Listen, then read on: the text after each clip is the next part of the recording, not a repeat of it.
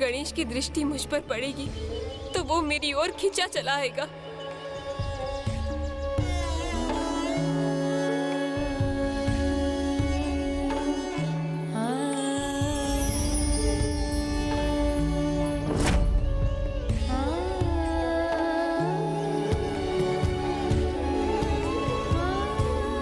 मेरा पुत्र गणेश अपने पूर्व के अवतार की माता की सेवा में इतना लीन हो गया कि उसकी दृष्टि मुझ पर पड़ी ही नहीं। माता माता देखिए, मैं पुष्प ले आया। देखिए माता, ये पुष्प आपको प्रिय है ना?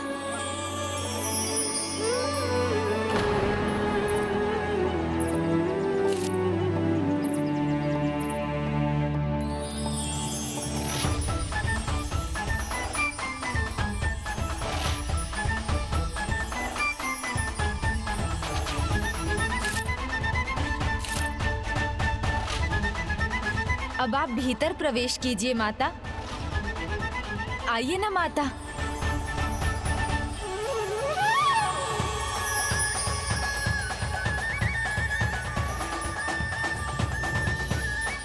माता और पुत्र का संबंध तो जन्म जन्मांतर का होता है। जो सुख माता की सेवा में है वो सुख और कहाँ। अवतार कोई भी हो, युग कोई भी हो, गणेश पुत्र रूप में अपनी किसी भी माता की ममता को मुरझाने नहीं देगा।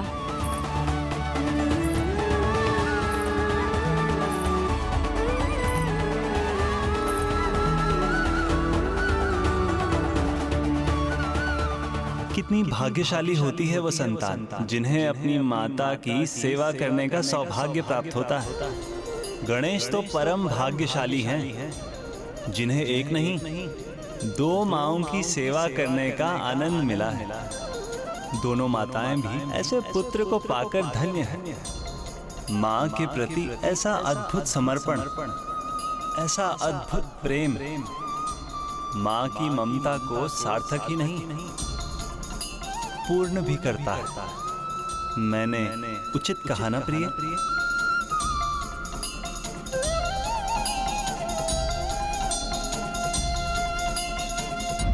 रुकिए माता, पुत्र को अपना कर्तव्य निभाने दीजिए।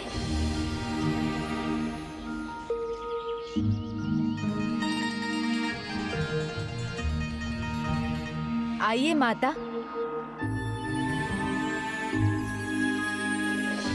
आप इस शैया पर विश्राम कीजिए।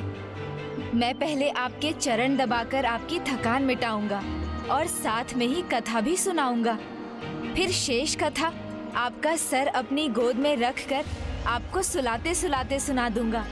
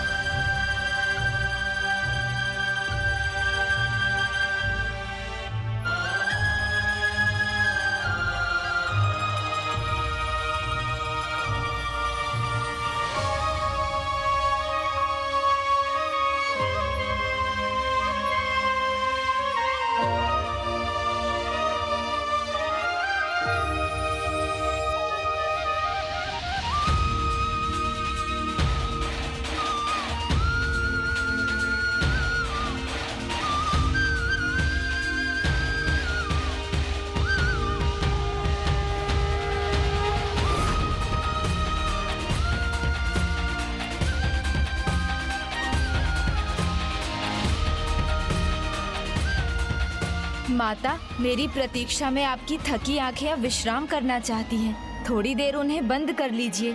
मैं तो यही हूँ, कहीं नहीं जा रहा हूँ। अब जब तक आप अपने नेत्र बंद नहीं करेंगी, मैं आगे की कथा नहीं सुनाऊंगा। किंतु उसके लिए तुम्हें मेरे पास आकर बैठना होगा पुत्र।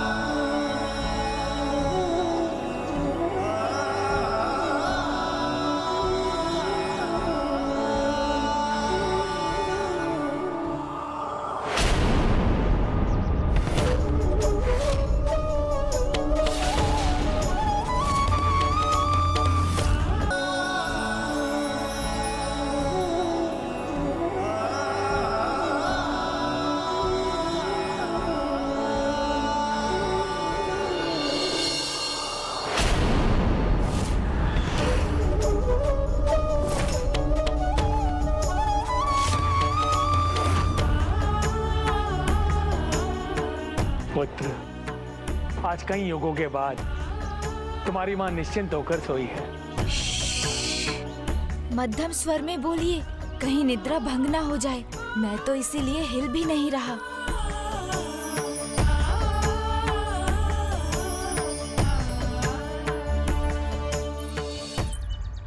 ये कैसी भूल कर रही हूँ मैं? एक माता से उसकी ममता का सुख छीनने का प्रयास कर रही हूँ। नहीं नहीं, ये अनुचित है। मैं गणेश की माता हूँ और रहूंगी भी, किंतु देवी अदिति भी तो उसकी माता है ना।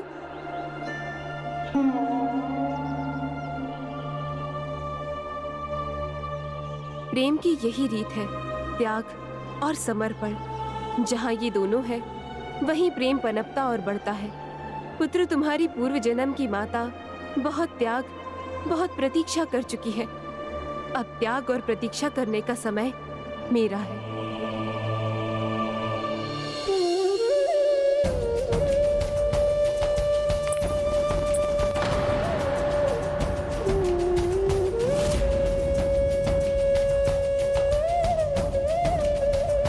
माता, माता, माता।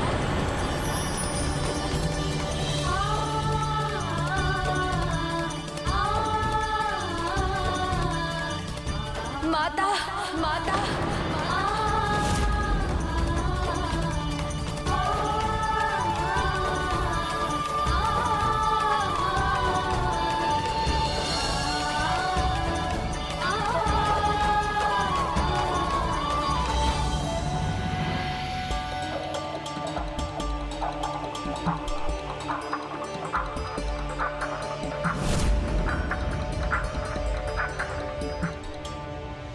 देवी पार्वती यहाँ, और विनायक ने उन्हें माँ क्यों बुलाया?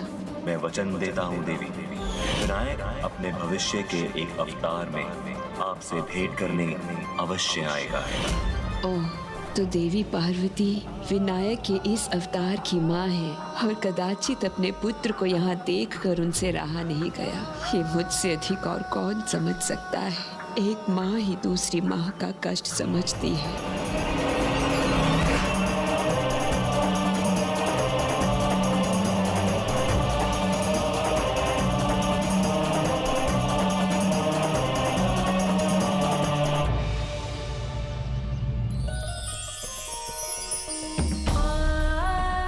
पुत्र, तुम में मैं अपने पुत्र विनायक की झलक देख रही हूँ। तुम्हें पाकर मैं अपने वात्सल्य में इतना खो गई थी कि मैं तो भूल ही गई थी कि मेरे विनायक होने के साथ साथ तुम देवी पार्वती के गणेश भी हो।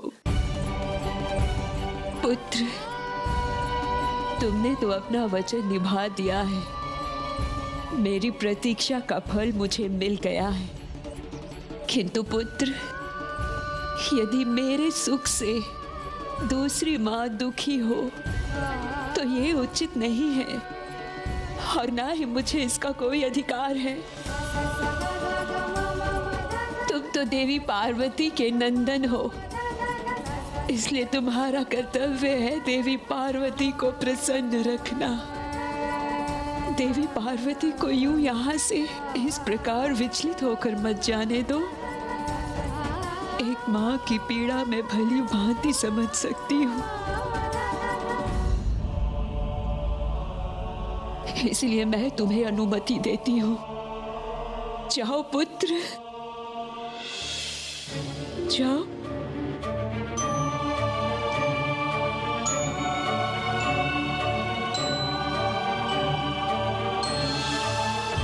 माता, गणेश मेरा पुत्र। माँ की गोद में आए विघन हरता, पार्वती के मन में उमड़ी ममता। माँ की गोद में आए विघन हरता, अद्भुत बालक जाओ पुत्र, अपनी माता को और प्रतीक्षा मत करवाओ। जग में से बना माता,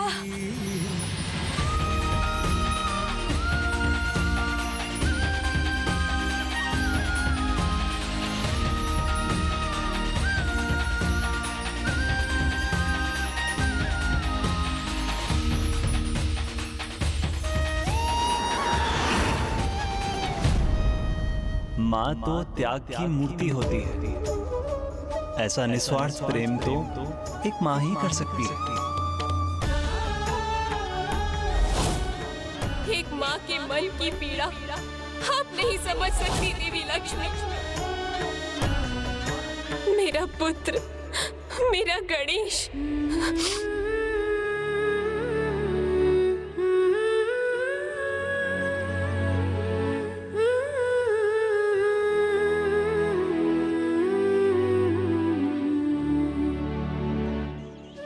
मुझे क्षमा कर दीजिए देवी अदिति। मैं स्वयं को रोक ही नहीं सकी। मेरा मन इतना व्याकुल था इस विचार से। नहीं देवी पार्वती, आपको क्षमा मांगने की कोई आवश्यकता नहीं है। मैं समझती हूँ कि आपको आपकी ममता यहाँ ले आई है। आप तो जगत जननी है, ममता का सागर है आपके भीतर। फिर आप उस सागर को कैसे रोक सकती थी? ममता का सागर जो आपके भीतर है वो तो संपूर्ण जगत के लिए उदाहरण है। सतयुग से द्वापर युग तक आपने अपने पुत्र की प्रतीक्षा की और मैं तो दोपहर भी स्वयं को रोक नहीं सकी। इसलिए मैं गणेश की माता आपको ये आशीष देती हूँ। प्रत्येक संकष्टी जो गणेश की पूजा और व्रत के लिए विशेष दिवस है, जिस दिवस मेरे पुत्र ने प्रथम पूज्य का स्थान प्राप्त किया, उस संकष्टी के दिवस गणेश आपसे मिलने इस आश्रम में अवश्य आएगा।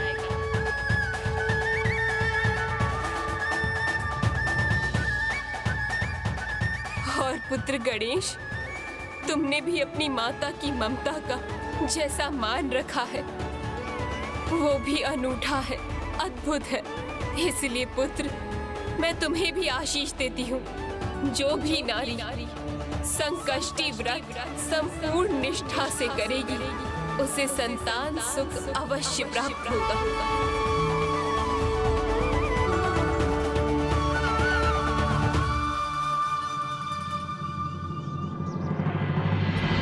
पुत्र, अभी तो हमें यहाँ से प्रस्थान करना होगा।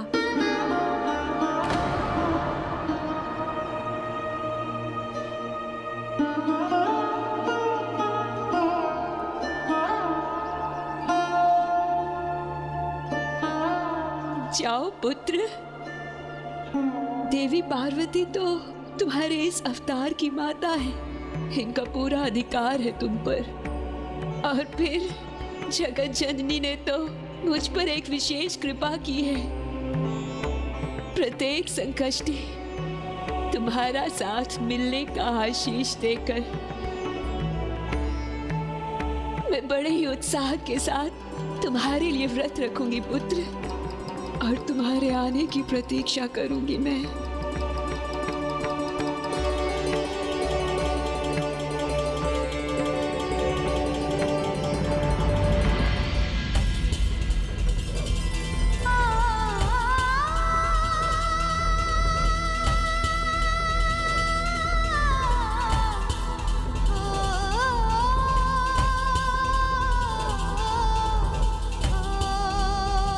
प्रणाम माता। प्रणाम पिताश्री।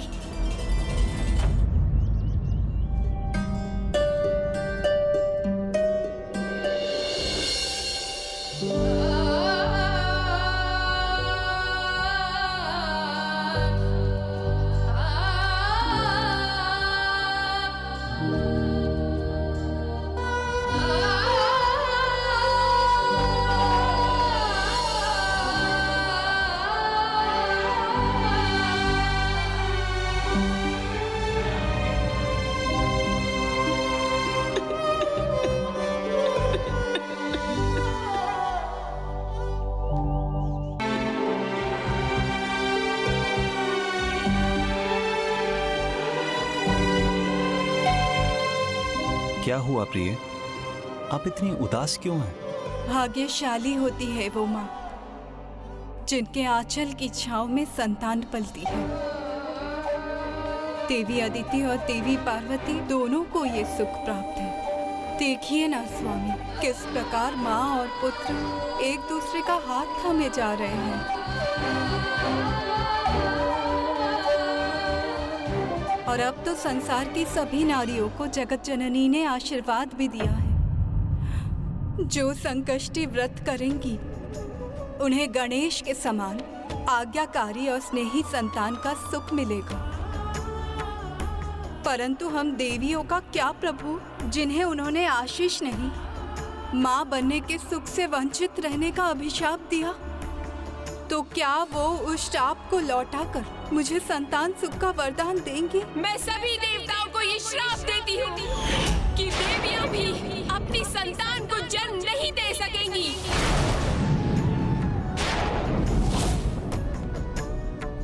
बताइए ना स्वामी, मेरे प्रश्न का कोई उत्तर नहीं है ना आपके पास? तो उचित है, जिन्हें इसका उत्तर देना चाहिए, अब ये प्रश्न भी मैं उन्हीं से पूछूंगी।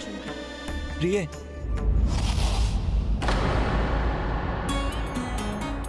पुत्र, तुम्हें देवी अदिति के हाथों के बने लड्डू बहुत स्वादिष्ट लगे थे ना? तो पुत्र, मैं सोच रही हूँ अब मैं तुम्हारे लिए मोदक बनाना बंद ही कर देती नहीं हूँ। माता, ये क्या कह रही हैं आप? लड्डू तो विनायक को भाते थे, किंतु मुझे तो आपके हाथ के मोदक ही सबसे स्वादिष्ट लगते हैं। पुत्र, मैं तो परिहास कर रही थी। मैं तुम्हारे लिए मोदक अवश्य बनाऊंगी।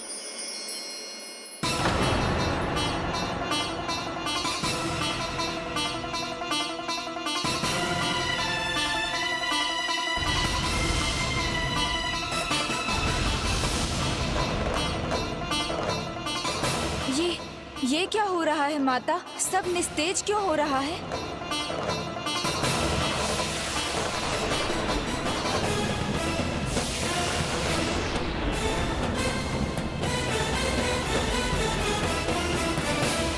प्रकृति का सौंदर्य फीका क्यों हो रहा है? ऐसा इसलिए है देवी, क्योंकि संसार में जो शोभा की स्रोत है, जो ऐश्वर्य और समृद्धि की देवी है, वो अत्यंत दुखी है। जब एक स्त्री के भीतर ममता का सुख पाने की इच्छा जाग जाए और वो उसे प्राप्त न हो, तो विचलित होना तो स्वाभाविक है देवी। ऐसा ही देवी लक्ष्मी के साथ हुआ है। एक माँ के मन की पीड़ा आप नहीं समझ सकती देवी लक्ष्मी। ये तो मेरी ही भूल का परिणाम है। ममता के बहाव में मैं इतना बह गई कि अपने शब्दों से देवी लक्ष्मी को आहत करती रही। अब मैं उन्हें कैसे समझाऊं? क्या भूलकर मनाऊंगी मैं देवी लक्ष्मी को? ये तो आपको भी याद है कि संसार में कुछ भी अकारण नहीं होता। इसके पीछे भी अवश्य कोई बड़ा कारण छिपा है।